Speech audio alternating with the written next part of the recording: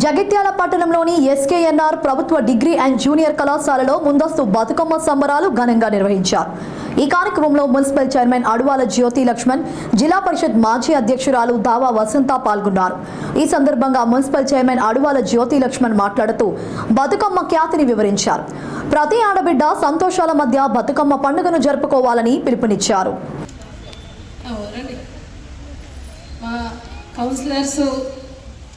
రేణుక, అదేవిధంగా లావణ్య, దాసన్ లావణ్య గారు అందరూ కూడా మీతో కలిసి ఆడడానికి ఇచ్చేయడం జరిగింది.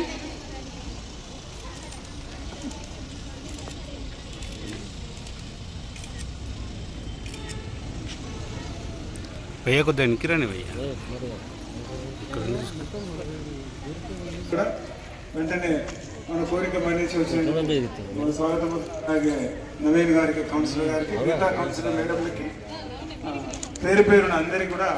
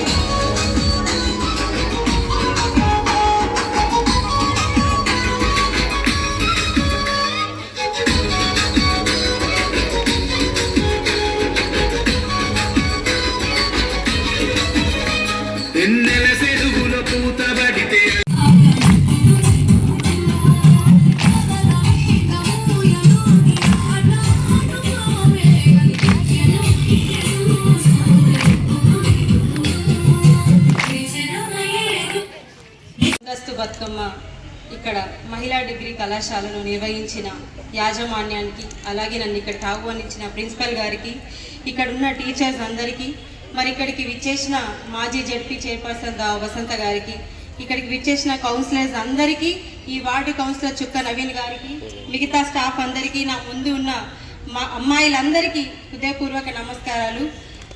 మరి ముందస్తు బతుకమ్మ మీరందరూ చేసుకోవడం, ఎందుకంటే ఒక రోజు 2 రోజులలో మీ అందరికీ సెలవులు ఉన్నాయి కాబట్టి మరి ముందస్తు ఈ బతుకమ్మ చేసుకుంటున్నందుకు చాలా సంతోషంగా ఉంది.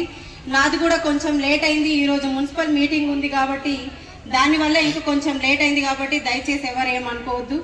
మరి దాంతోపాటు మీ అందరికీ తెలుసు బతుకమ్మ అంటే ఏంటిది అనేది. బతుకమ్మ అంటే చిన్నప్పటి నుంచి మనం ఈ వారం రోజులు, ఈ 10 రోజులు ఎప్పుడొస్తాయని చెప్పేసి ఒక సంవత్సరం అంతా ఎదురు చూస్తున్న తర్వాత వచ్చే ఈ పండుగే బతుకమ్మ పండుగ. దేవుణ్ణి పూలతో పూజిస్తే మరి పూలనే పూజించే సాంప్రదాయం మన తెలంగాణలో ఉంది కాబట్టి, మన తెలంగాణ ప్రపంచ స్థాయిలో ఎదిగింది కాబట్టి, బతుకమ్మతోనే ఎదిగింది కాబట్టి, సో మనందరం బతుకమ్మ గురించి నలుమూలలా గొప్పగా చెప్పుకుంటున్నారు యావత్ ప్రపంచ వ్యాప్తంగా కూడా.